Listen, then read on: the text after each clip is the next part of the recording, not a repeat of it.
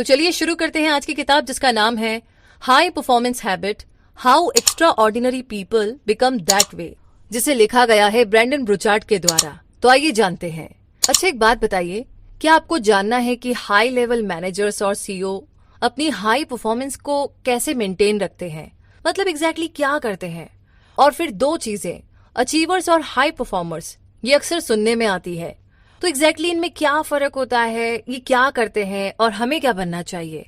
तो सबसे बड़ी बात है कि अचीवर्स और हाई परफॉर्मर्स में डिफरेंस होता है। आइए जानते हैं इसके बारे में। अचीवर्स सक्सेस पाने के लिए काफी हार्डवर्क करते हैं, उन्हें बहुत से चैलेंज एक्सेप्ट करने पड़ते हैं और वो बिना रुके करते रहते हैं। लेकिन एक पॉइंट ऐसा भी आता है जब अचीवर्स मोमेंटम को खो देते हैं, उनका करियर एक जगह पर आकर के रुक जाता है, उनका सारा एंथुजियाज्म ओवर होने लगता है। प्रॉब्लम की बात तो ये है कि वो सक्सेस तो अचीव कर लेते हैं, लेकिन उसे सस्टेन नहीं कर पाते, क्योंकि उनके पास ऐसा कोई प्रिंसिपल ही नहीं है जो कि उन्हें हायर गोल्स के लिए गाइड कर सके। मगर हाई परफॉर्मर्स ये सब कुछ हैंडल कर लेते हैं और वो सब कुछ कर सकते हैं जो कि अचीवर्स करते हैं, बल्कि उनसे भी कहीं ज्यादा। यही नहीं, बल्कि हाई परफॉर्मर्स अपनी एक्सीलेंट परफॉर्मेंस को मेंटेन रखते हैं और वो भी अपनी हैप्पीनेस और वेल बीइंग से कॉम्प्रोमाइज किए बगैर। तो आपको भी अगर हाई परफॉर्मर बनना है तो एग्जैक्टली आपको क्या करना होगा, कैसे आप लॉन्ग टर्म सक्सेस की डिमांड्स को हैंडल करेंगे, और भी ऐसे बहुत सारे सवालों के जवाब आपको मिलेंगे।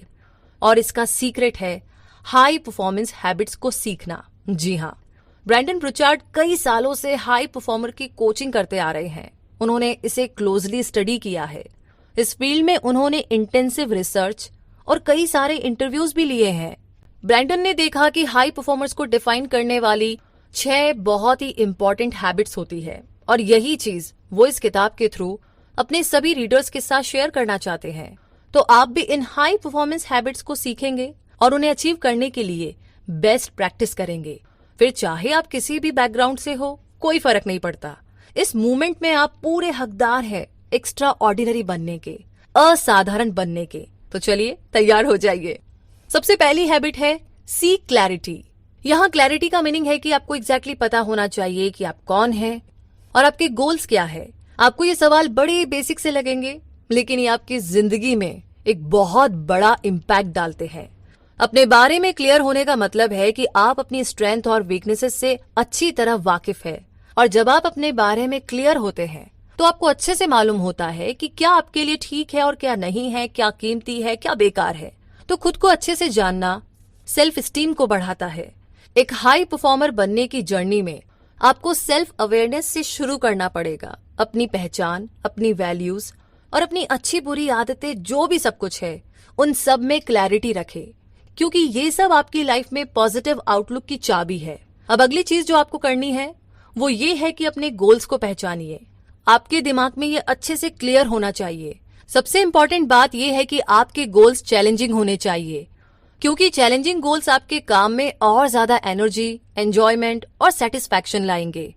अच्छा बताइए, ऐसा आपके साथ कितनी बार हुआ जब आपको काम में फ्रस्ट्रेशन हुई और आपने खुद को डिसकनेक्टेड फील किया हो, या आपने खुद को रिमाइंड कराया हो कि भाई मैं कौन हूँ और मेरे गोल्स क्या है, मैं एग्जैक्टली क्या कर रही हूँ या क्या कर रहा हूँ।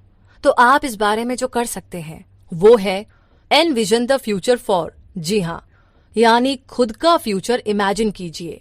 फ्यूचर फॉर क्या है, आइए जानते हैं। आपके future self social interaction, service और स्किल्स के लिए ये आपके विजन्स है। तो पहले आपके फ्यूचर सेल्फ की बात करते हैं। एक फेमस सेइंग है, नो योर सेल्फ, यानी कि अपने बारे में जानना। इससे भी बढ़कर हाई परफॉर्मर्स खुद को इमेजिन कर सकते हैं। अगर कोई आपसे पूछे कि आप खुद को आज से 10 साल बाद कहाँ देखना पसंद करेंगे, तो इस सवाल का कोई इमीडिएट आंसर है आपके पास, लेकिन हाई परफॉर्मर्स इस सवाल का बहुत इजीली और कॉन्फिडेंटली जवाब दे सकते हैं, क्योंकि उन्हें क्लियरली पता होता है कि वो क्या बनना चाहते हैं। अपने फ्यूचर सेल्फ के लिए उनके पास एक वेल थॉट आइडिया होता है और वो इसके लिए काम भी कर रहे होते हैं। अब अगली चीज है फ्यूचर फॉर में सोशल इंटरैक्शन। हाई परफॉर्मर्स में हाई सोशल इंटेलिजेंस और सिचुएशनल अवेयरनेस होती है, जिसका मतलब है कि जब वो दूसरों से इंटरैक्ट करते हैं तो उस टाइम उनमें क्लैरिटी होती है। उन्हें अपनी पोजीशन के बारे में क्लियरली पता होता है और ये भी कि सामने वाले से कैसे डील करना है। जरा अपने लास्ट फोन कॉल को याद कीजिए। क्या आपको लगता है कि आपने राइट टोन में सामने वाले से बात की थी? अब याद कीजिए किसी के साथ अपना लास्ट कॉन्फ्लिक्ट। क्या आपने तब अपने वैल्यूज के बारे में जरा भी सोचा था? कॉन्वर्सेशन के दौरान क्या आपने ये एफर्ट किया कि आप एक बेटर लिसनर बने, शांति से सिर्फ सामने वाले को सुने? तो हाई परफॉर्मर्स जो कुछ भी करते हैं उसमें एक क्लियर इंटेंशन रहता है। वो पॉजिटिव इमोशंस देना चाहते हैं और दूसरों के लिए हमेशा एक अच्छा एग्जाम्पल बनना चाहते हैं। किसी भी कम्युनिकेशन से पहले वो श्योर कर लेते हैं कि दूसरों के साथ किस टोन में बात करेंगे, और वो ये भी जानने की कोशिश करते हैं कि दूसरों की मदद कैसे की जाए। अगली लाइंस फ्यूचर स्किल्स के बारे में है। हाई परफॉर्मर्स का विजन हमेशा क्लियर होता है कि कौन सी स्किल उन्हें डेवलप करनी है। ये लोग अपनी हॉबीज को सीरियसली लेते हैं। जब वो कोई स्किल लर्न करने की सोचते हैं तो खुद को उसमें ट्रेन करके उस स्किल के मास्टर बन जाते हैं। High performers scatter shot learners नहीं होते, यानी कि किसी भी चीज को ऊपर ऊपर से करना और डीप में न जाना। वो ऐसा कभी नहीं करते कि एक स्किल लर्न करने के लिए निकले और उसे छोड़ करके रास्ते में दूसरी स्किल के पीछे भागे। वो जो भी सीखते हैं उसमें एक्सीलेंस हासिल करते हैं। हाई परफॉर्मर्स जो भी स्किल लर्न करना चाहते हैं उसके लिए वेल प्लान करते हैं। वो एवरेज लर्नर कभी नहीं बनेंगे क्योंकि उन्हें स्पेशलिस्ट जो बनना है। जैसे कि अगर किसी हाई परफॉर्मर्स को म्यूजिक में इंटरेस्ट है तो वो हर किसी इंस्ट्रूमेंट को ट्राई करने की बजाय किसी सिंगल पर फोकस करेगा। इसके लिए वो किसी एक्सपर्ट टीचर के पास जाएंगे और हार्ड प्रैक्टिस करेंगे। फ्यूचर फॉर लास्ट में है सर्विस। कभी कभी जब आप वर्क प्लेस में अनमोटिवेटेड और अनइंस्पायर्ड फील करते हैं तो उसकी वजह है आप में सेंस ऑफ सर्विस की कमी। अपने डेली टास्क में आप कभी इतने बिजी हो जाते हैं कि ये भी याद नहीं रहता कि आप एग्जैक्टली कर क्या रहे हैं और किस लिए कर रहे हैं। जैसे कि मान लीजिए आप एक मैनेजर हैं और कस्टमर से बहुत दूर आप काम करते हैं, तो आप जिन लोगों को सर्व कर रहे हैं उनसे कभी कभार जाकर मिलना चाहिए। आप उनकी बातें सुने और ये जानने की कोशिश करें कि आप उन्हें कैसे बेटर सर्विस दे सकते हैं। हाई परफॉर्मर्स दूसरों के लिए, फ्यूचर के लिए कंसर्न रहते हैं और यही रीजन है कि वो प्रेजेंट में लगातार अपना बेस्ट देते रहते हैं। अब आगे जानते हैं हैबिट नंबर 2 के बारे में, जो है जनरेट एनर्जी। जी हाँ, हाई परफॉर्मर्स के लिए एनर्जी सिर्फ फिजिकल लेवल तक लिमिट नहीं होती है। वे एक्टिव बॉडी को मेंटेन करते हैं, लेकिन उन्हें पॉजिटिव इमोशंस और मेंटल ऑल्टरनेस की इंपॉर्टेंस पता होती है। हाई परफॉर्मेंस एक होलिस्टिक वे में एनर्जी को जनरेट करते हैं। वो फिजिकली, मेंटली और इमोशनली फिट रहना चाहते हैं ताकि बहुत सी रिस्पॉन्सिबिलिटीज को उठा सके। जब आपकी एनर्जी लो होती है तो ये आपके पूरे लाइफस्टाइल को अफेक्ट करती है। आप डाउन फील करते हैं, चैलेंजेस का मुकाबला नहीं कर पाते, आपको लगता है कि जैसे लाइफ ना बस कट रही है। अगर आपकी एनर्जी लो है तो लोग आप पर ट्रस्ट नहीं करेंगे, आपको ना उनका सपोर्ट नहीं मिलेगा और कोई आपसे ना तो कुछ खरीदेगा और ना ही आपको फॉलो करेगा। ब्रैंडन ब्रूचार्ड ने अपनी रिसर्च में पाया कि सीनियर एग्जीक्यूटिव और सीईओ हमेशा हाई एनर्जी से भरे रहते हैं। किसी भी कंपनी में इन लोगों का एनर्जी लेवल सबसे ज्यादा रहता है। इतना ही नहीं, उन्हें किसी प्रो एथलीट से कंपेयर किया जा सकता है। हाई एनर्जी इंसान को और भी हैप्पीनेस और सक्सेस से भर देती है, जैसे कि सीईओ और क्वार्टरबैक्स। आप भी अपनी लाइफ में ये सब कुछ अचीव कर सकते हैं। इसके लिए किसी पावर प्लांट को इमेजिन कीजिए जो कि एनर्जी को ट्रांसफॉर्म करता है। आपको भी पावर प्लांट की तरह होना चाहिए। आप भी और ज्यादा एनर्जी जनरेट कर सकते हैं। अपनी लाइफ में जॉय, एक्साइटमेंट, मोटिवेशन और लव के लिए किसी और का वेट ना करें। ये सारे पॉजिटिव इमोशंस आपसे ही शुरू होते हैं। ये पॉसिबल है कि जब आप चाहे तब हाई एनर्जी जनरेट कर सकते हैं और ये करने के लिए आप दिए हुए स्टेप्स को फॉलो कर सकते हैं। तो सबसे पहला स्टेप है रिलीज टेंशन, सेट इंटेंशन। जी हाँ, ब्रैंडन ने बहुत से हाई परफॉर्मेंस को कोच किया है। उन्होंने उनके साथ क्लोजली काम किया है। उन्होंने ऑब्जर्व किया कि सीईओ और बाकी के हाई परफॉर्मर्स की लो एनर्जी की वजह पुअर ट्रांजिशन है। अब ये ट्रांजिशन क्या है, आइए जानते हैं। ये तब होता है जब आप एक टास्क से दूसरे में चेंज करते हैं। जिस टाइम आप बेड से नीचे उतरते हैं तो वो ट्रांजिशन है, क्योंकि आप स्लिप मोड से वर्क मोड में शिफ्ट होते हैं। आप बात लेते हैं, तैयार होते हैं। शायद आपको अपने बच्चों को भी स्कूल के लिए तैयार करना पड़ता हो, फिर आप पब्लिक ट्रांसपोर्ट लेकर के ऑफिस पहुंचते हैं। तो ये सारे काम भी ट्रांजिशन है। अपनी डेस्क में काम करते करते आप मीटिंग अटेंड करने चले जाते हैं, ये एक और ट्रांजिशन है। जब आप घर लौट करके अपनी फैमिली के साथ टाइम स्पेंड करते हैं तो एक एम्प्लॉय के रोल से डैड या मॉम के रोल में शिफ्ट हो जाते हैं। तो उन सारे ट्रांजिशन के बारे में सोचिए जो आप दिन भर में करते हैं। अब इमेजिन कीजिए कि किसी मीटिंग में आपकी अपने बॉस या कुलीग से कॉन्फ्लिक्ट हो गया, जिसके बाद आपको अपनी डेस्क पर आकर के और ज्यादा पेपर वर्क करना होता है। अपने अगले टास्क में शायद आप अपनी नेगेटिव एनर्जी पास करें, और अगर आपने ब्रेक नहीं लिया तो आप बहुत ही वर्स्ट फील करेंगे। इस चक्कर में आप अपना प्रेजेंस ऑफ माइंड खो बैठेंगे। फिर जब आप घर लौटेंगे तो इतने ज्यादा थके होंगे कि किसी के भी साथ टाइम स्पेंड करने का मन ही नहीं करेगा। इसीलिए ये सब आपके साथ ना हो, इसके लिए आपको अपनी टेंशन को रिलीज करना होगा। अपने अगले टास्क में मूव करने से पहले थोड़ा आराम करें। आप अपनी आंखें बंद करके रिलैक्स होने की कोशिश कर सकते हैं। एक गहरी सांस ले और एक बार ये टेंशन रिलीज हो जाए तो आप इंटेंशन सेट कर सकते हैं। उन टास्क के बारे में सोचिए जो आपको आगे करने हैं। क्या है जो आपको अचीव करना है, आप इसे कैसे पॉजिटिविटी के साथ कर सकते हैं। एनर्जी जनरेट करने के लिए अगला स्टेप है bring the Joy. Positive emotion जैसे कि जॉय आपकी लाइफ में काफी कुछ बदल सकता है, और रिसर्च से पता चला है कि जॉय हाई परफॉर्मेंस का इंडिकेटर है। जो लोग पॉजिटिव इमोशन को मेंटेन रखते हैं हेल्दियर होते हैं, उनके रिलेशनशिप भी काफी बेहतर होते हैं और उनकी इनकम भी। जो लोग अपनी परफॉर्मेंस में जॉय लेकर आते हैं ज्यादा बेटर परफॉर्म करते हैं।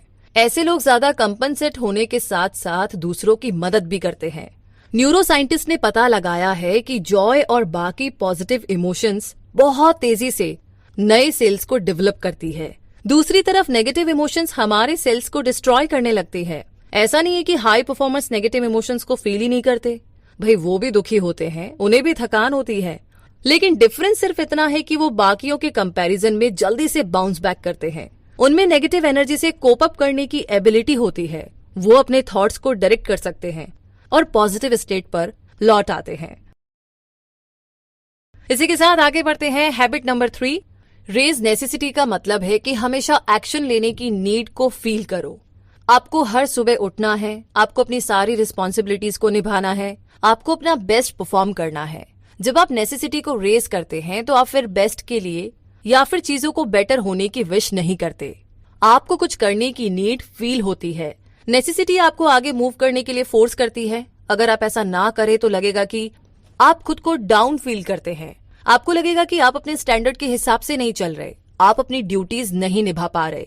तो इसीलिए नेसेसिटी एक स्ट्रॉन्ग मोटिवेशन है। ये आपके अंदर एक अर्जेंसी क्रिएट करती है। ब्रेंडन ब्रूचार्ड अक्सर हाई परफॉर्मर्स से ये क्वेश्चन पूछते हैं, आप इतना हार्डवर्क क्यों करते हैं, आप कैसे इतने फोकस्ड और कमिटेड रहते हैं।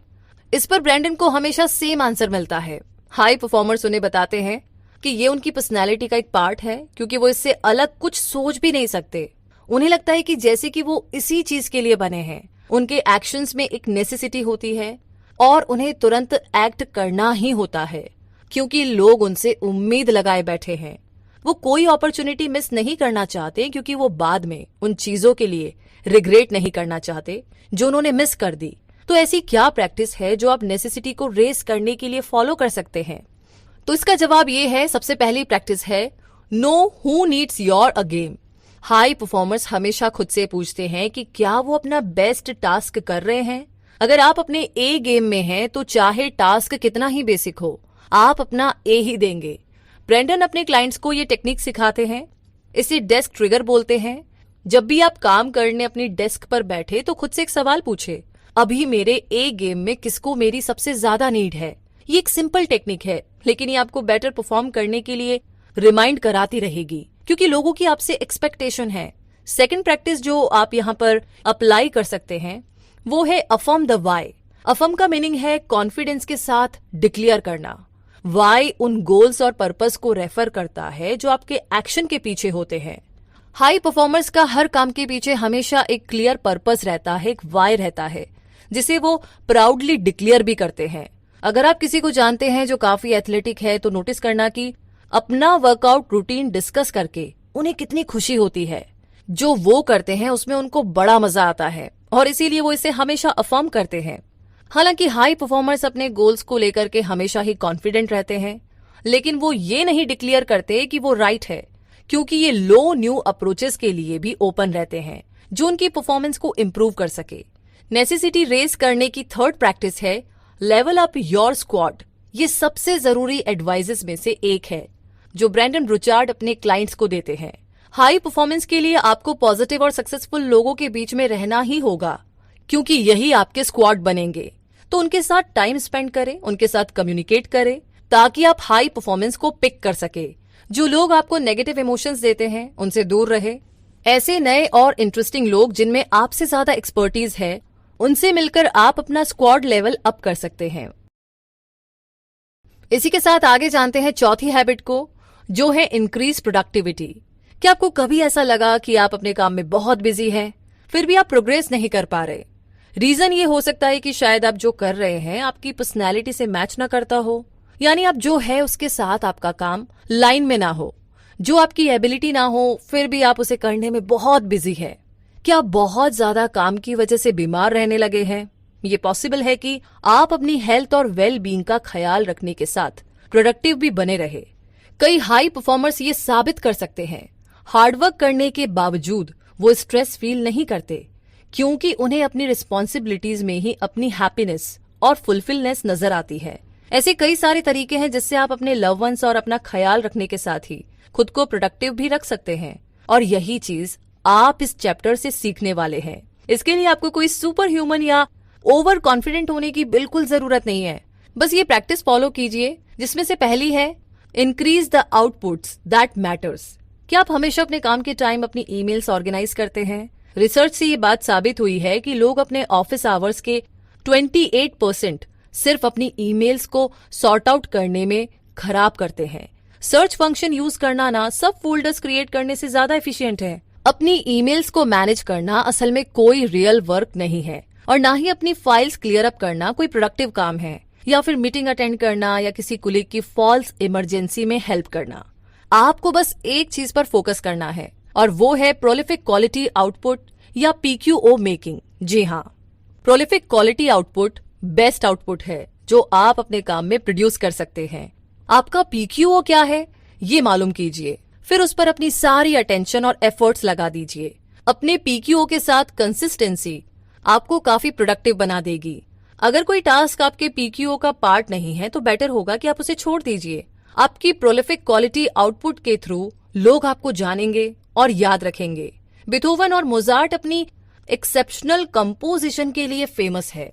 बीटल्स ने एक के बाद एक ग्रेट सॉन्ग्स की एल्बम रिलीज की थी। यहाँ और भी एग्जाम्पल्स है। अगर आप कोई ब्लॉगर है तो आपका PQO होगा कंटेंट। आपको अपनी राइटिंग पर ज्यादा फोकस करना होगा और ज्यादा वैल्यू देनी होगी। अगर आप कोई कप केक्स बेचने वाले हैं तो आप कोई 2 बेस्ट सेलर्स चूज करके उन्हें ज्यादा क्वांटिटी में बेक करके बेच सकते हैं।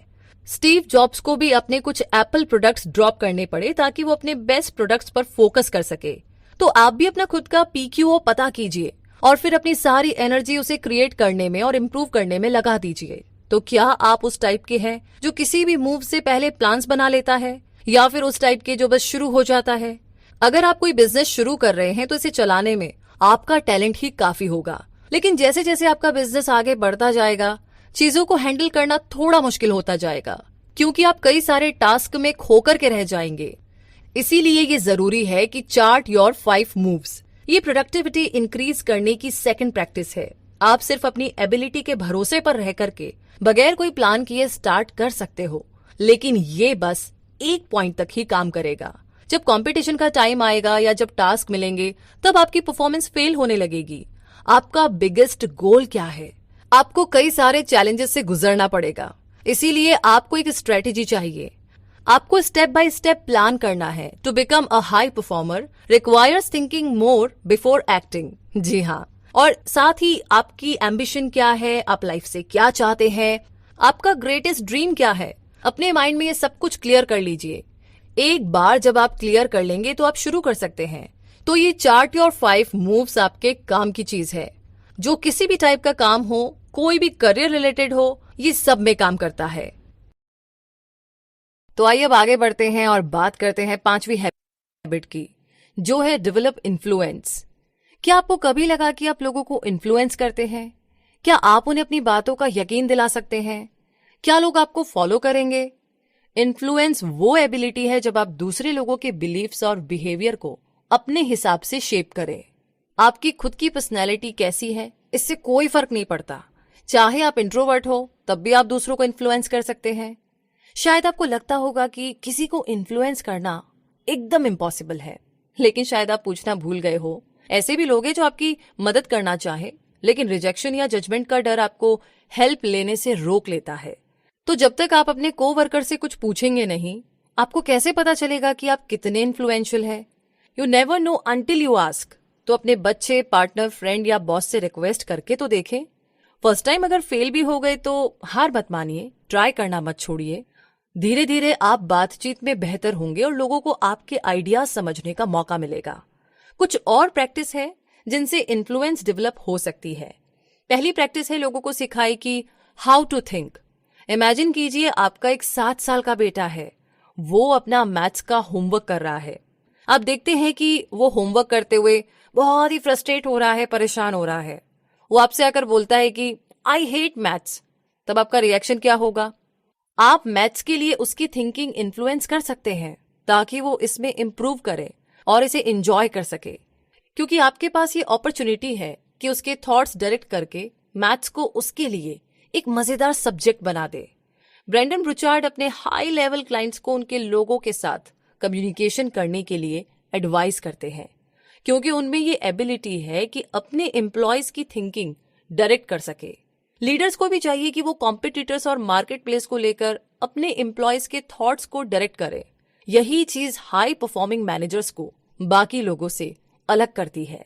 वो अपने अंडर काम करने वालों को कुछ बड़ा सोचने के लिए इन्फ्लुएंस करते हैं। इमेजिन कीजिए कि आप एक ऐसे ही मैनेजर हैं, तो आपको अपनी टीम को बताना पड़ेगा, अगर हमें बेस्ट बनना है तो हमें अपने बारे में ऐसे सोचना होगा, अपने कॉम्पिटिटर्स को लेकर के ऐसे सोचना होगा, ऐसे काम करना होगा, अपने फ्यूचर और वर्ल्ड के बारे में इस तरीके से सोचना होगा। तो एक दूसरी प्रैक्टिस जो इन्फ्लुएंस डेवलप करती है वो ये है कि लोगों को ग्रो करने के लिए चैलेंज करे। जी हाँ, ये शायद इस किताब की ना सबसे डिफिकल्ट प्रैक्टिस होगी जो आप यहाँ पर सीखने वाले हैं, और इम्प्लीमेंट में बहुत मुश्किल भी। जब आप लोगों को चैलेंज करेंगे, वो शायद डिफेंसिव मोड में आ जाए और बोलने लगे कि जाओ जाओ तुम अपना काम करो और हमें अपने हाल पर छोड़ दो। तो हाई परफॉर्मर्स बड़े सटल तरीके से अपने आसपास के लोगों को चैलेंज करते हैं, क्योंकि वो पहले ही उन्हें जता देते हैं कि भाई उनका इंटेंशन सिर्फ आपकी मदद करना है, ऑफेंस करना नहीं। ऐसा करते टाइम वो अपनी टोन को बहुत ही पोलाइट रखते हैं। तो हाई परफॉर्मर्स ऐसा क्यों करते हैं? क्योंकि वो लोगों को ग्रो होने के लिए चैलेंज करते हैं। कोबे ब्रायंट ने एक बार कहा था कि सबसे इंपॉर्टेंट चीज है लोगों को इंस्पायर और ट्राई करना, ताकि वो जो भी करना चाहे अपना बेस्ट करे। हाई परफॉर्मर्स दूसरों को भी हाई परफॉर्मेंस के लिए एनकरेज करना चाहते हैं। वे उन्हें ऑनर और रिस्पेक्ट के साथ चैलेंज देते हैं और साथ ही उनकी मदद करने का सिंसियर पर्पस बताना भी नहीं भूलते। इस तरीके से ये चैलेंज एक इंस्पिरेशन में बदल जाता है। तो चलिए इसी इंस्पिरेशन के साथ अब आगे बढ़ते हैं हैबिट नंबर 6 की तरफ, जो है डेमोन्स्ट्रेट करेज। जी हाँ, करेज का मतलब सिर्फ ह्यूमैनिटी को बचाना ही नहीं होता, इसका असली मतलब है चेंज लाना। अपना करेज दिखाने के लिए आपको कुछ ग्राउंड ब्रेकिंग करने की जरूरत नहीं है, बल्कि स्मॉल डीड्स भी ह्यूज इम्पैक्ट डाल सकते हैं। मार्क ने एक बार कहा था कि करेज फियरलेसनेस नहीं है, इसका असली मतलब है अपने फियर के बावजूद एक्शन लेना और उस पर बने रहना। तो आप अपना करेज शो करने के लिए क्या प्रैक्टिस चूज करेंगे? पहला ये हो सकता है कि आप स्ट्रगल को ऑनर करें। आज सोसाइटी में हमें हर चीज बहुत ही इजी वे में चाहिए। आज हम ऐसी टेक्नोलॉजीज को यूज करते हैं जिससे हमारा हार्ड वर्क काफी कम हो गया है। वैसे देखा जाए तो ये हमारे लिए ब्लेसिंग्स भी है और कर्स भी। और प्रॉब्लम ये है कि आज की जनरेशन जितना हो सके उतना स्ट्रगल अवॉइड करना चाहती है। जो कि इजी और कन्वीनियंट है वही आजकल चलता है। अब परसिस्टेंट, डिफिकल्टी और एफर्ट्स, ये सब बीते जमाने की बातें हैं। आजकल ये एक्सेप्टेबल हो गया है कि अगर कोई छोटी सी डिफिकल्टी आ गई है तो इस वजह से बच्चे स्कूल क्विट कर लेते हैं, या फ्रेंडशिप, जॉब या मैरिज तक लोग क्विट कर लेते हैं। लेकिन ये वे ऑफ लिविंग हमें वीक बना रहा है, हमें रियल थ्रेट्स झेलने के लिए कमजोर कर रहा है। करेजियस बनने के लिए हमें लाइफ के चैलेंजेस को फेस करना होगा। अपना कैरेक्टर स्ट्रांग बनाने के लिए हम अगर स्ट्रगल्स को एक्सेप्ट करें तो ज्यादा अच्छा है। हमें ये याद रखना चाहिए कि स्ट्रगल में एक ऑनर है, ये एक रिस्पेक्ट की बात है। अगर हमने स्ट्रगल फेस किया है तो हार्डवर्क करने वालों का कैरेक्टर बिल्ड होता है, और बगैर स्ट्रगल के कोई ग्रेट लीडर नहीं बन सकता। अगली प्रैक्टिस जो करेज डेमोन्स्ट्रेट करती है वो है अपनी सच्चाई और एम्बिशंस शेयर करना। इंसान फ्री होने की डिजायर रखता है, हम खुद का रियल सेल्फ दिखाना चाहते हैं, अपनी रियल फीलिंग्स को शेयर करना चाहते हैं। लेकिन हमें डिसअपॉइंटमेंट और रिजेक्शन का डर होता है, क्योंकि खुद को सच्चाई से एक्सप्रेस करने में भी करेज की जरूरत पड़ती है। आपको दूसरों को डिसअपॉइंट करने के बारे में नहीं सोचना चाहिए। आपको सिर्फ अपने स्टैंडर्ड को मैच करना है। अपनी सच्चाई के रास्ते पर चलिए। अपने एम्बिशंस को शेयर करते रहिए। हाई परफॉर्मर्स कभी भी डिस्करेज नहीं हो सकते, स्पेशली लोगों के क्रिटिसिज्म से तो बिल्कुल भी नहीं। तो मुद्दा मामला ऐसा है और कंक्लूजन ये निकलता है कि आपने हाई परफॉर्मेंस की 6 हैबिट सीखी, जिनकी मदद से high performers extra ordinary task अपने हाथ में लेकर के पूरा कर दिखाते हैं। इन आदतों को, इन हैबिट्स को अचीव करने के लिए आप भी वो प्रैक्टिसेस को लर्न कर सकते हैं। जब आप कोई प्रैक्टिस लगातार करते हैं तो ये आपकी हैबिट बन जाती है। इसीलिए ये प्रैक्टिस अपनी लाइफ में जरूर अप्लाई करें। आप धीरे धीरे शुरू कर सकते हैं और एक बार जब आप इसके यूज टू हो जाएंगे तो खुद इंप्रूवमेंट आप देख सकते हैं। इनमें फर्स्ट 3 हैबिट्स पर्सनल के ऊपर ज्यादा है, जबकि बाकी 3 हैबिट्स आपकी सोशल स्किल्स भी इंप्रूव करेगी। तो चलिए इन 6 हैबिट्स को रिव्यू कर लेते हैं जो आपने यहां सीखी है। पहली हैबिट है सीक क्लैरिटी। इसके अंडर आप फ्यूचर फॉर की इमेजिनेशन कर सकते हैं, जो है सेल्फ, सोशल, स्किल्स और सर्विस। सेकंड हैबिट है एनर्जी जनरेट करना, और इसे अचीव करने की बेस्ट प्रैक्टिस है टेंशन रिलीज करना, इंटेंशन सेट करना और ब्रिंग द जॉय। और आगे थर्ड हैबिट है रेज नेसेसिटी। आपने सीखा कि ये कैसे पता करेगी कि know who needs your a game, affirm the way और level up your squad. Fourth habit है इंक्रीज प्रोडक्टिविटी, जिसके अंदर में आउटपुट इंक्रीज करने की प्रैक्टिस आती है, जो आपके 5 मूव्स मैटर और चार्ट करती है। फिफ्थ हैबिट है इन्फ्लुएंस डेवलप करना। आपने सीखा कि लोगों को कैसे टीच किया जाए, कैसे उन्हें चैलेंज किया जाए ग्रो करने के लिए। और फाइनली सिक्स्थ हैबिट है करेज डेमोन्स्ट्रेट करना, और इसकी प्रैक्टिस के लिए आपको अपने स्ट्रगल की रिस्पेक्ट करनी होगी और अपनी सच्चाई और एम्बिशन को बाकी लोगों के साथ शेयर करना होगा। वर्जिल में एक कोट है, they are able who think they are able. तो अब आप जानते हैं कि किसी सीईओ और एक्स्ट्राऑर्डिनरी लीडर की तरह परफॉर्म करना पॉसिबल है, क्योंकि यहां ऐसी हैबिट्स और प्रैक्टिसेस है जिन्हें आप कर सकते हैं, अप्लाई कर सकते हैं। अगर आप खुद एक हाई परफॉर्मर है तो आपको ये सीखना है कि कैसे और ज्यादा इंप्रूव करके अपनी सक्सेस को मेंटेन रखे। तो ये किताब आपको ये पॉसिबिलिटी देती है। अब इस पर एक्शन लेना एग्जैक्टली आपके हाथ में है।